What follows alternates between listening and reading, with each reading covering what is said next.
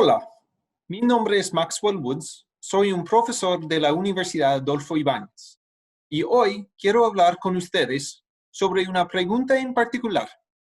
¿Cómo podemos analizar y evaluar textos de los medios de comunicación, como noticias, reportajes, cartas al director, textos publicitarios o de las redes sociales? Por ejemplo, ¿cómo podemos distinguir entre los hechos y las opiniones expresadas? ¿Cómo podemos identificar la presencia de estereotipos o prejuicios? Voy a explicarles unos métodos que pueden usar para que puedan hacer precisamente esto. Para ayudarnos, quiero introducir dos conceptos desarrollados por científicos que estudian las estructuras de narrativas. Según ellos, cada narrativa, cada historia que sea un texto de los medios de comunicación o de una historia científica, se compone por funciones e índices. Mientras que una función es un evento en una narrativa, los índices son los valores culturales asignados a una función. Por ejemplo, la narrativa de ofrecerle a alguien un té tiene varias funciones: ofrecer el té, aceptar la oferta, hervir el agua, preparar el té, servir el té y varios índices. Por ejemplo, ¿cuál tipo de té se ofrece? ¿Qué significa el tipo de té ofrecido? Si la otra persona no acepta el té porque prefiere el café, ¿qué significa? Las funciones son los eventos de la narrativa. Los índices son los valores culturales asignados a una función. Es decir, cada narrativa se compone por un conjunto de funciones e índices organizado en un discurso con un principio, un medio y un final. Entendiendo esto, podemos analizar cualquier texto en estos términos. ¿Cuáles son las funciones del texto? ¿Y cuáles son los índices asignados a estas funciones? Una función se distingue por un índice porque, en algún sentido, una función se fundamenta en una realidad material. Es decir, una función se respalda por evidencia. Ahora, con respecto a los textos de los medios de comunicación, el respaldo casi siempre se constituye por la cita. Es decir, una función tiene respaldo si refiere a lo que dijo un testigo presencial, si refiere a información directa o si refiere a un estudio científico. Por supuesto, hay otras formas de evidencia, pero estas tres son las más comunes. Por eso, cuando leen artículos científicos, muchas oraciones tienen una nota al pie, una nota al final o una cita entre paréntesis. Cada nota al pie o cada cita entre paréntesis es el respaldo de lo que se dice en la oración. La información en la nota al pie es la evidencia que respalda el argumento. Por ejemplo, he incluido un fragmento de un libro científico. Puede ver que después de cada oración hay una cita para respaldarla. Cada cita refiere a otro estudio científico que respalda el argumento de la oración. Por lo tanto, cuando leen un texto de medios de comunicación, tienen que hacer dos cosas. Primero, identifique las funciones. Segundo, identifique el respaldo de las funciones. Ahora, quizás se preguntan, ¿por qué no simplemente tenemos una narrativa constituida solamente de funciones? Un texto sin índices, que solo nos entrega los hechos, sin la distorsión de los valores culturales del autor. Es una pregunta muy compleja que todavía se discute por científicos. Sin embargo, un historiador de India, Ranaji Guha, argumenta que es imposible escribir una narrativa sin índices. Nuestros valores culturales, dice Guha, siempre van a afectar una narración. Guha nos da un ejemplo.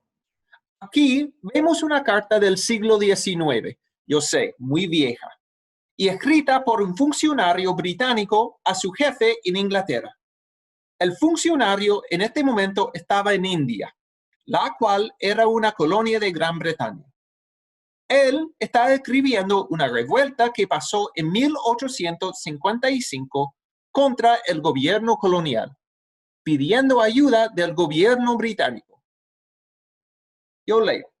Habiendo llegado al gobierno información auténtica de que un cuerpo de insurgentes fanáticos está cometiendo en la actualidad las más atrevidas y desenfrenadas atrocidades contra los habitantes de la región en las vecindades de Tipi, en la magistratura de Baraset, y que ha desafiado y repelido la fuerza más poderosa que la autoridad civil local pudo reunir para aprenderlos por órdenes del honorable vicepresidente en el consejo, solicito de usted que comunique sin tardanza al oficial general que comanda la división de la presidencia las órdenes del gobierno para que un batallón completo de la infantería nativa de Barakpur y 2 cañones de 6 equipados con los cumplidos necesarios de Golundés desde Dumdum reciba inmediatamente la orden de encaminarse a Baraset.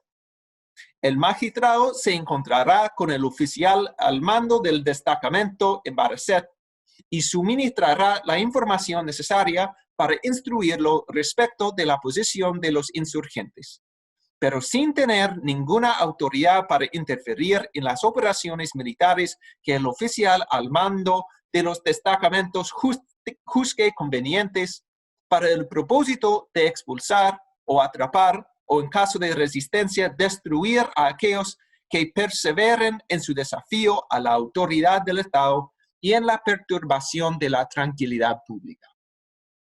Ya, toda la información en esta carta es correcta. De hecho, esta carta se usa por historiadores como Guha para respaldar sus historias de esta revuelta en India.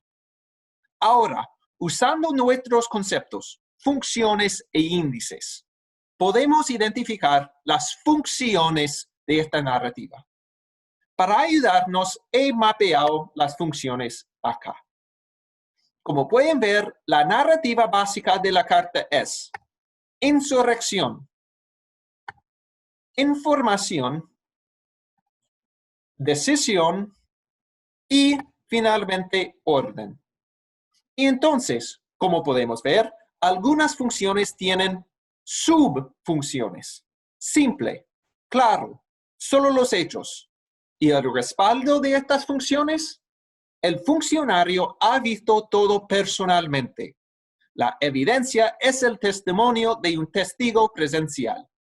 Por eso, tenemos 4 funciones respaldadas con evidencia. Sin embargo, estas funciones, por supuesto, no forman una narrativa. Son 4 eventos fragmentados. Y aquí tenemos que discutir los índices. Los índices tienen el rol de unificar estas funciones en una narrativa coherente. Es decir, para transformar estos eventos, estas funciones, en una narrativa, los índices son necesarios. Los eventos, las funciones de la narrativa, tienen un significado solo debido a los índices. Por ejemplo, en la carta, los agentes de la revuelta no son campesinos, son insurgentes, no son musulmanes, son fanáticos. Su acción no es una resistencia ante la tiranía, como se representaría por los agentes sí mismos, sino las más atrevidas y desenfrenadas atrocidades contra los habitantes. Su proyecto no es un rechazo del gobierno colonial, sino la perturbación de la tranquilidad pública. Pero quizás se están preguntando, ¿por qué no simplemente eliminamos estas líneas, estos índices, y entonces tendríamos una narrativa solo con los hechos? Porque entonces las últimas 2 funciones La necesidad de llamar al ejército y la orden despachada no tendrían sentido. Si los agentes no son fanáticos que han perturbado la tranquilidad pública, entonces no sería necesario tener el apoyo, por ejemplo, de la artillería. Las funciones solo tienen sentido porque hay índices. Por lo tanto, cuando leen un texto de medios de comunicación, tienen que hacer dos cosas. Primero, identifiquen los índices. Segundo, identifiquen cómo los índices afectan el significado de las funciones. No va a descubrir un texto perfectamente imparcial. Nunca. En vez de eso, tienen que saber identificar los índices y cómo los índices afectan el sentido de la narrativa del texto. Volviendo a la pregunta central, ¿cómo podemos analizar y evaluar textos de los medios de comunicación, como noticias, reportajes, cartas al director, textos publicitarios o de las redes sociales? Por ejemplo, ¿cómo podemos distinguir entre los hechos y las opiniones expresadas? ¿Cómo podemos identificar la presencia de estereotipos y prejuicios? La respuesta es un método de 3 partes. Primero, identifiquen y distinguen las funciones y los índices. Segundo, identifiquen el respaldo de cada función. Si no hay, entonces hay un problema con esta función. Y 3, identifiquen cómo los índices afectan el significado de las funciones. Cómo los valores culturales del autor afectan el significado de los hechos.